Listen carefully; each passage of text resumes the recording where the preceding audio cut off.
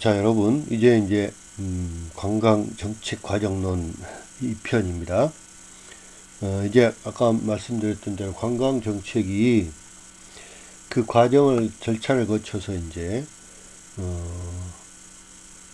하나의 프로세스로 이제 그 형성이 되고 결정이 되고 집행이 되고 평가하고 종결하고 피드백하는 그런 과정이 이어지는데 여기에서는 이제 의제 설정과 정책 결정 이 두 개의 과정을 살펴봅니다. 그러니까 의제 설정, 정책 결정, 정책 집행, 정책 평가 이런 과정 중에서 이 시간에는 의제 설정과 정책 결정에 대해서 여러분과 함께 살펴봅니다.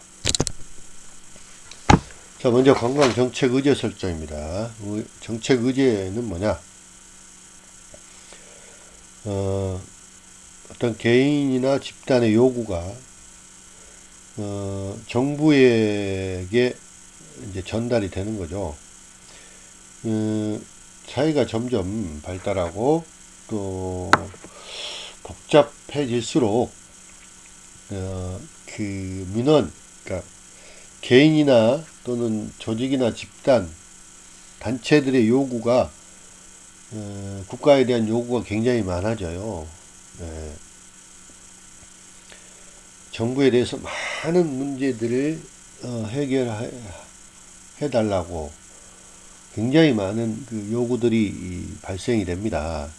그래서 이제 정부에서는 그런 문제를 하나의 정책 문제로 이제 설정을 해서 그것을 하나의 의제로 만들어가는 그런 과정을 팔러시 아젠다 세팅, 정책 의제 설정 또는 팔러시 아젠다 빌딩, 정책 의제 형성이라고 이렇게 부릅니다.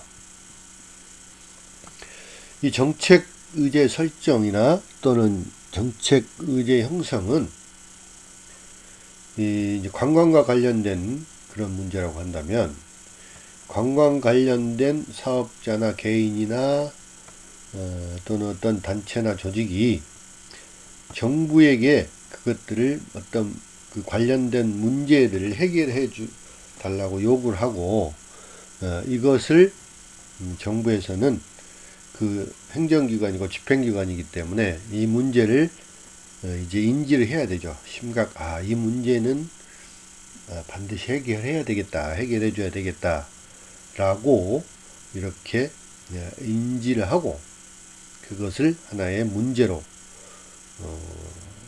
채택하는 과정, 설정하는 과정을 정책 의제 설정이라고 말할 수 있습니다. 자, 그럼 정책 의제의 성격과 유형을 살펴보기로 원합니다. 자, 관광 정책 의제 설정은 그 관광 관련된 문제를 해결해야 된다는 그 필요성을 인식하게 되는 과정이고 또 그 요구에는 개인이나 집단 또는 희망 또 욕구에 대한 인식 또 파악 이런 것들을 평가하는 과정까지 다 포함이 됩니다. 여기서 평가는 정책의 끝부분에서 집행되고 난 평가가 아니고 그 의제에 대한 평가예요. 이게 과연 그러니까 관광 관련된 개인이나 조직이나 단체나 집단에서 문제를 해결해 달라고 요구한 것들이 정말 그렇게 중요한 문제인가 라고 평가를 하는 과정이죠. 그래서 정책 의제는 모든 정책의 기초, 기반이 되는 것입니다. 그리고 그 내용은 명확하진 않아요, 아직은. 대부분은 이제 여러 다양한 그런 요구들이 많이 있고요. 이것들을 철저히 따져보고 평가해서 의제를 설정하기 때문에 잠정적인 그런 것들이 굉장히 많습니다. 그래서 이 정책 의제 그 설정 과정을 통해서 개인이나 또는 그 조직이나 집단, 단체들의 요구가 무엇인지 알게 되고 또 그 정책 문제를 해결해야 되는 필요성이라든지 또는 그거를 정말 제대로 인식해야 되는가, 그 다음에 우선순위를 어떤 걸 먼저 해야 될 것인가. 그러니까 정책에도 다양한 것들이 많이 있는데 그 중에 이제 priority, 우선순위가 어떤 게 먼저인가 이런 것들을 먼저 결정을 하고요. 그리고 여기에도 민주적이고 또 참여적이고 또 정치적인 그런 성격들이 의제 형성 과정에서부터 관여를 하게 됩니다. 이렇게 이루어지는 것입니다. 그 다음에 관광 정책 결정 단계에서 그 의제 형성이 수행되어야 할 활동이라고 그 생각하기 쉬운데요. 그 정책 대안의 제안이라든지 또 타협안의 작성 이런 것들이 의제 설정 단계에서 이루어지게 됩니다. 그러니까 정책 대안이 사실은 이제 대안들은 원래는 이제 정책 결정 과정에서 대안들에 대한 이제 평가들을 하게 되는데 이 의제 설정 과정에서 또한 이 정책 대안을 많이 제시한다든지 또는 그 타협안들을 제시를 하는 것들이죠. 이게 그때 이루어져야 돼요. 자, 그 모든 그 정책은 그 해결하는 방법이 한 가지만 있는 거 아닙니다. 여러 가지 방법이 있을 수가 있어요. 뭐 내가 수업 시간에도 가끔 얘기하지만 서울에서 부산까지 어떤 그 물류 이송을 하게 된다면 방법이 여러 가지가 있습니다. 뭐 가까운 걸로는 뭐 비행기를 이용해서 항공기를 이용해서 하는 방법, 그 다음에 뭐 선박 배를 이용해서 가는 방법, 또는 뭐 열차 기차를 통해서 가는 방법, 또는 뭐 고속도로를 통해서 어떤 자동차를 통해서 가는 방법, 뭐 이렇게 여러 가지 방법들이 있어요. 근데 이제 이것들이 여러 가지 그런 대안들이 있을 수가 있는데 그 중에 어떤 거를 선택을 할 거냐, 가장 적절하고 적합한 그런 대안을 설정을 하게 되는데 그게 바로 정책 결정 과정에서 나타나는 것이에요. 수행되어야 되는 것인데 꼭 이게 정책 결정 단계에서만 수행되는 것이 아니라 이 정책 의제 설정 단계에서부터 이런 것들이 이루어져야 한다는 것입니다.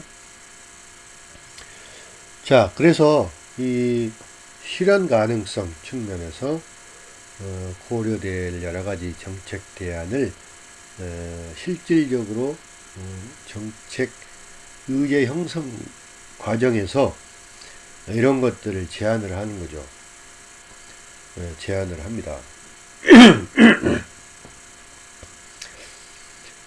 그러니까 실현 가능한 것들만 제시가 돼야 되죠. 그러니까 실현 불가능한 것, 너무 무리가 되는 것들은 사실은 제안을 해야 됩니다. 그 다음 관광정책 대안의 제안과 그 범위 한정은 그 목표 달성, 관광정책에 대한 그 목표를 달성하기 위한 대안을 탐색하는 것이 용이하게 됩니다. 왜냐하면 그 대안을 제안하고 그 범위를 한정을 함으로써 그게 목표를 달성할 수 있을 것인가 없을 것인가, 이게 쉬워진다는 겁니다. 그러니까 얼토당토 안 하고 너무 뭐 아주 좋긴 한데 비용이 너무 많이 들어간다든지 또 너무 많은 노력이 필요하든지 너무 많은 시간이 소요가 된다든지 이런 여러 가지 그런 것들을 제한을 함으로써 목표 달성을 용이하게 또 대안 탐색을 용이하게 할 수 있는 것입니다. 정책 의제의 한계. 한계는 뭐가 있느냐. 자, 관광정책의 의제화가 어렵다는 겁니다. 자, 이제, 우리가 이제 현대사회에서 여러 가지 경제적인 그 여유나 또는 시간적인 여유, 뭐 이런 것들로 인해서 우리 관광이 이제는 국내에는 물론이거니와 해외의 관광까지도 일반적이고 대중화가 되었죠. 그래서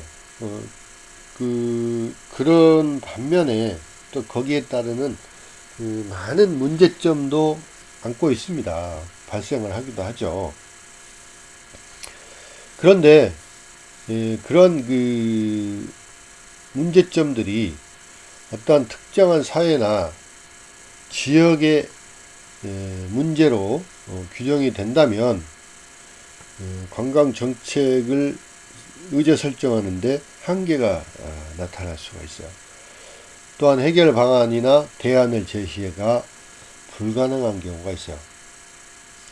그러니까 정책은 가장 좋은 건 뭐냐면 많은 사람들에게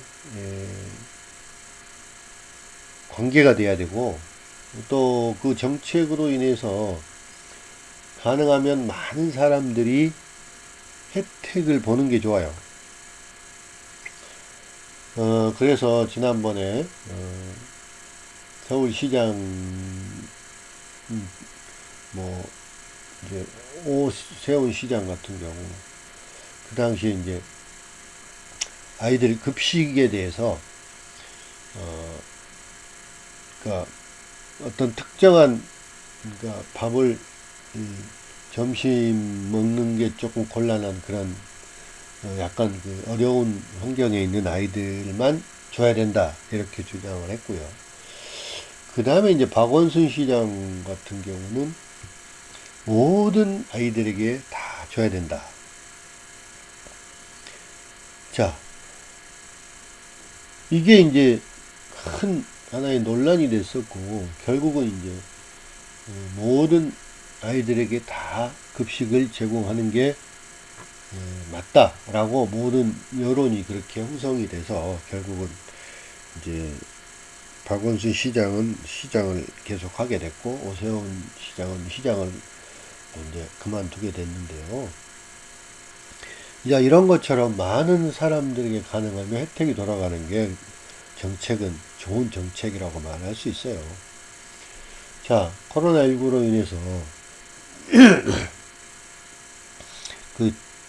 재난지원금 같은 경우도 전 국민을 대상으로 할 거냐 아니면 뭐 상위 30%는 제외하고 70%에게만 지급을 할 거냐 이런 문제들 장단점이 분명히 있습니다. 하지만 가능하면 이제 많은 사람들이 혜택이 돌아가는 게 좋고요. 그 대신에 이제 보완하는 방법들이 여러 가지가 있겠죠. 뭐 스스로 부자들은 수령을 안 한다든지 아니면 다시 기부를 한다든지 그래서 이제 기부를 하거나 그럴 경우에는 또 정부에서는 그거를 기부금 공제, 그러니까 세금 공제 그런 혜택을 또 줌으로써 그들이 자발적으로 기부할 수 있는 그런 길을 마련해 주는 것이 바람직한 그런 정책이라고 말할 수 있겠습니다. 자, 그 다음에 정책 의제의 한계가 있습니다. 두 번째는 무의사결정의 특성이 있습니다. 무의사결정, 그러니까 decision making입니다. 아무것도 결정을 하지 않는 것을 우리는 무사결정이라고 해요. 이것도 하나의 정책입니다. 아무것도 결정을 안 한다고 해서 그게 아무것도 아닌 게 아니고 그것도 하나의 정책이에요. 무슨 정책이냐면 어떤 문제를 정책 의제로 다루지 않기로 하는 결정, 이게 무사결정이에요. 그러니까 어떤 여건이나 또는 상황이 문제가 되지 않도록, 쟁점화되지 않도록 하려고 아무것도 그냥 결정을 하지 않는 경우들이 분명히 있습니다. 우리나라뿐만 아니라 해외에도 그런 정책의 그런 예들이, 사례들이 굉장히 많이 있는데요. 미국의 델라웨어주의 듀퐁이라는 세계적으로 유명한 다국적 기업인 화학회사가 있습니다. 근데 이 델라웨어주는 미국의 51개 주에서 가장 작은 주입니다. 인구도 4, 50만 정도밖에 안 되는 그런 조그만 곳인데, 듀퐁이라는 화학 회사 때문에 그 주의 주민들이 가서 일을 해서 소득을 얻기도 하고, 주 정부도 거기에서 세금을 걷어서 운영이 되기도 합니다. 그런데 문제는 이제 이런 화학 회사에서 나오는 여러 가지 공해 물질들, 공장 폐수라든지 또는 매연, 가스, 이런 여러 가지들, 이런 것들 때문에 주민들에게 이제 피해가 돌아가게 되는데, 여러 가지 질병이나 암 같은 그런 환자들이 많이 발생을 하게 됩니다. 그래서 주 정부에서 이거를 이제 왜 원인이 뭔가를 조사를 합니다. 조사는 결국은 그 원인은 듀퐁이라는 회사의 여러 가지 오염 물질로 인해서 식수나 또는 농업용수나 여러 가지 그런 곳을 통해서 사람 몸에 이제 들어가고 이렇게 축적이 되면서 암이나 여러 가지 질병이 발생하게 되는데, 그걸 만약에 이제 주정부에서 발표를 해서 그 회사에게 심한 제재를 가한다든지 또는 벌금을 물은다든지 그렇게 되면은 그 회사는 공장을 다른 데로 옮겨버린다는 거죠. 만약에 그렇게 되면 그 회사로 인해서 먹고 사는 사람들이나 주 정부의 예산 확보가 굉장히 어려워져요. 그래서 주 정부에서는 조사한 그것을 발표를 하지 안 하는 거죠. 가만히 있는 거예요. 네. 그런 것들을 우리가 무사결정이라고 얘기하는데, 우리나라에도 그런 경우들이 많이 있습니다. 다음 세 번째는 정책 의제 한계로서 관광 정책을 결정하는 결정자들이 무관심하는 경우들이 있어요. 이 무관심은 사실은 그 의제를, 정책을 결정하는 사람들이 의식적으로 배제합니다. 그러니까 관광에 대한 무관심이라든지 또는 일 처리 능력이나 공중관계에 대한 의식, 이런 것들을 쟁점화를 하지 않으려고 하는 그런 무관심 행위가 나타날 가능성도 많이 있어요. 이런 것들이 관광 정책 의제의 한계가 되겠습니다. 그다음 마지막 네 번째는 이 관광 문제를 적극적으로 탐색하기 위해서는 아주 고도의 아주 디테일한 그런 분석 능력과 노력이 필요합니다. 그런데 현실적으로는 대안의 비교 평가 업무가 너무 많을 수가 있어요. 왜냐하면 여러 가지 이제 그 대안은 굉장히 많은 게 좋아요. 너무 많으면 이런 문제가 발생이 되게 되는데, 그걸 다 비교 평가해야 되는데 너무 그게 일이 많고 또 그걸 분석하는 부담이 너무 크면은 이게 여러 가지 낭비나 또는 여러 가지 그 문제점들이 많이 발생을 할 수가 있습니다. 이런 것들이 한계로 지적이 될 수가 있습니다. 자, 이제 정책 의제 형성이 끝나면 정책을 결정하게 되죠. 자, 정책 결정은 그럼 뭡니까? 자, 정책 결정의 개념을 살펴보면 이 정부 정책은 정부기관이 공공의 목표를 달성하기 위해서 마련한 미래 행동 대안이나 또는 지침을 정책이라고 얘기해요. 그래서 정책 결정은 그 여러 다양한 서로 다른 이해 관계자들, 이해가 서로 대립된 그런 것들을 조정하고 타협하고, 따라서 공공의 그 문제를 합리적으로 해결하려고 하는 그런 것들을 정책 결정이라고 말할 수 있어요.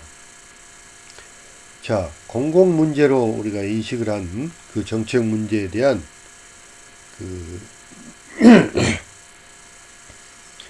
해결을 위해서 여러 가지 그 각종 얼터너티브스 정책 대안들을 분석 검토를 해서 결정을 하는 겁니다. 그래서 정책 결정은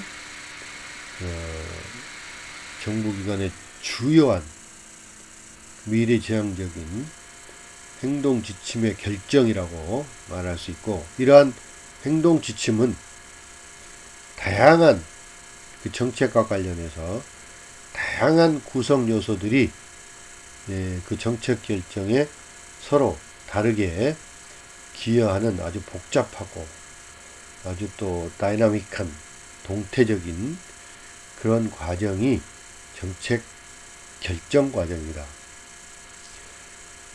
그래서 이제 관광 정책 결정은 정책을 수립하는 하나의 체계적인 과정이고, 또 정책이 결정되는 순환적인 그런 관계를 가지게 되며 정책의 내용을 결정하고 또 거기에 관련된 여러 가지 요인들을 파악하는 것이라고 말할 수 있습니다.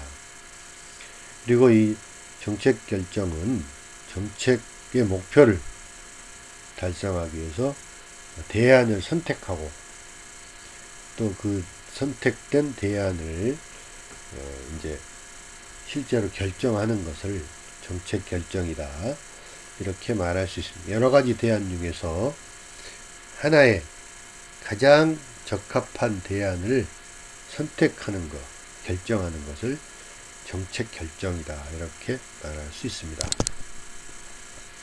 자, 정책 결정의 형태는 바게이닝, 협상이 있고요. 그 다음에 컴피티션, 경쟁이 있고요. 커맨드, 명령이 있고, 그 다음에 컨프릭트, 분쟁, 갈등이 있고, 그 다음에 코퍼레이션, 협조가 있고요. 그 다음에 권위적 결정과 또 참여적 결정으로 이렇게 나눠볼 수가 있습니다. 자, 협상은 뭐죠? 협상은 바게이닝이라고 얘기하는데, 이거는 서로 이제 기브 앤 테이크, 주고받는 교환입니다. 교환을 통해서 합의에 도달하는 거죠. 협상. FTA, 한미 FTA 협상이라든지 이런 것들이 바로 주고받는 거예요. 내가 다 갖는 게 아니고 상대방에게도 필요한 건 주고 내가 필요한 건 받고, 이런 것들을 서로 양보하고 타협하는 것이 바로 경쟁이라고 말할 수 있겠습니다. 자, 두 번째 경쟁입니다. 경쟁은 둘 이상의 그 당사자들이 서로 똑같은 대상을 서로 이제 갖거나 또 추구하려고 하는 그걸 경쟁이라고 컴피티션이라고 우리가 얘기하죠. 그래서 경쟁에 의해서 평화적으로 어떤 결정을 하는 승부를 보는 것이죠. 그러므로 해서 결정을 하는 거게 되는 것인데 이것은 정책 결정의 또 이해나 또 이견을 조정하는 그런 과정, 경쟁도 있을 수 있고요. 그 다음에 세 번째는 명령이 있으면 명령은 그 한 사람이 결정을 하고 나머지 사람은 거기에 따라서 이제 복종하게 되는 것을 말하는 것입니다. 근데 이제 명령은 사실은 특수한 어떤 그 조직에서는 가능합니다. 뭐 위계 질서가 아주 강하다든지 또는 뭐 예를 들어서 이제 너무 민주적으로 하다 보면 그 의사결정이 어렵게 되는 경우들이 있어요. 왜냐하면 서로 자기 주장만 내세우고 하다 보면 뭐 세워라 내워라 하면서 의사결정을 못하고 그냥 많은 시간만 허비하는 경우들이 많이 있어요. 그래서 이제 어떤 한 사람이 결정을 하는 거죠. 그러니까 뭐 위에 어떤 정책 결정자나 또는 맨 위에 있는 탑 매니지먼트가 그것들을 결정하고 그 밑에 있는 나머지 사람들은 거기에 따라서 행동하게 되는, 그래서 신속하게 의사결정을 하는 그런 방법이 명령이 있는데, 명령은 자칫하면 잘못 사용되면 좋지 않은 경우들이 있어요. 잘 사용해야 되고요. 분쟁이 있습니다. 분쟁, 갈등이죠. 서로 이제 그 당사자들은 서로 이해관계가 다 다르고 목적이 다르기 때문에 서로 대립된 관계들이 굉장히 많아요. 자, 그러니까 어떤 쪽은 이익을 보고 어떤 쪽은 손해를 보고 이런 집단이 분명히 있어요. 모든 정책에는 그렇습니다. 코로나19 뭐 지원금도 마찬가지고 혜택을 보는 뭐 어려운 사람들도 있겠지만 또 거기에 많은 기여를 하게 되는, 세금 이런 걸 통해서 기여가 하게 되는 또 이제 어떻게 보면 피해자, 뭐 피해자라기보다도 이제 거기에 이제 부담을 지는 그런 집단도 있다는 거죠.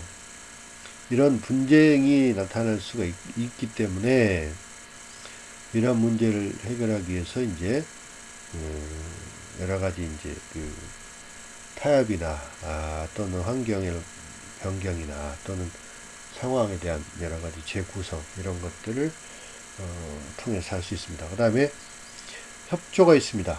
cooperation. 서로 협조하는 것은 뭐냐면 서로 양보하고 또 굴복하는 것이 없이 공동의 목표를 추구하는 그런 관계. 그러니까 서로가 이제 협력을 하는 거죠. 협력을 하는 것은 서로 뭐 윈윈을 한다. 뭐 이렇게 보면 되겠죠. 한쪽이 피해를 보고 한쪽이 혜택 보는 게 아니고 서로 윈윈하는 협력 관계. 이게 협조. 여섯 번째, 권위적 결정과 참여적 결정인데, 권위적 결정은 아까 말했던 명령과 같이 일방적으로 결정하는 거죠. 일방적으로 결정을 하고 나머지는 복종하는 그런 결정. 참여적 결정은 여러 참여자들이, 그 관련된 구성원 또 관계자, 전문가, 많은 사람들이 참여해서 의사를 결정하는 그런 참여적 결정이 있습니다. 자, 건강 정책 결정에 영향을 미치는 여러 가지 변수들이 있는데요. 건강 환경 변수, 그 다음에 정책 결정자. 자, 먼저 건강 환경 변수를 보겠습니다. 관광 환경은 정책을 결정하는 데 있어서 중요한데, 왜 중요하냐면 환경이 너무 빨리 변한다는 거죠. 변화가 심하다는 거죠. 정치, 경제, 사회, 문화, 뭐 환경, 생태, 정보, 기술 이런 것들이 굉장히 많은 변화가 일어나기 때문에 정책 결정하는 데 있어서 문제를 해결하는 데 도움이 줄 수도 있고, 또 이런 것들이 오히려 방해가 될 수도 있고, 또 환경에 제대로 대응하지 못하면 또 거기에 따르는 여러 가지 집행 과정에서 시행착오 같은 것들이 나타날 수가 있습니다. 다음 두 번째는 관광 정책 결정자인데요. 이 정책 결정은 정책 결정자들의 개성이라든지 또는 가치관, 그 다음에 사회적 배경, 태도, 감정에 따라서 그 행정 수요에 대한 판단이나 또 정책을 결정하는데 많은 그 영향을 미치게 됩니다. 공식적으로 참여하는 행정수반, 입법부, 공무원, 사법부 이런 공식적 참여자도 있고, 그 다음 비공식적 참여자는 뭐 이익집단이나 정당이나 또는 일반 시민들 또는 뭐 외부 전문가들, 정책 결정에 관련된 참여자들은 굉장히 다양하고요. 또 많은 참여가 이루어지기도 합니다. 그 다음 세 번째, 관광 조직인데요. 관광 조직은 정책 결정에 또 굉장히 중요한 영향을 미치고, 또 거기에 제약을 가하거나 또는 방해가 될 수도 있습니다. 그러니까 이게 이제 결국은 문제는 이제 그런 거죠. 서로 자기의 이익을 추구하게 되고, 개인이나 또는 어떤 조직이 자기들을 위한 정책을 하려고 하는 그런 것들이 심하기 때문에 많은 제약을 가할 수가 있습니다. 그 다음에 관광 목표입니다. 모든 정책에는 목표가 있습니다. 목표를 가지고 있는데 그 목표를 어떻게 달성할 거냐, 그런 가장 효과적인 수단이 뭐냐, 그 목표를 달성할 수 있는 그런 수단을 고려해야 된다는 겁니다. 그 다음에 관광 정보인데, 자, 정보가 많으면 많을수록 그 정책 결정에 많은 도움이 되는 건 사실입니다.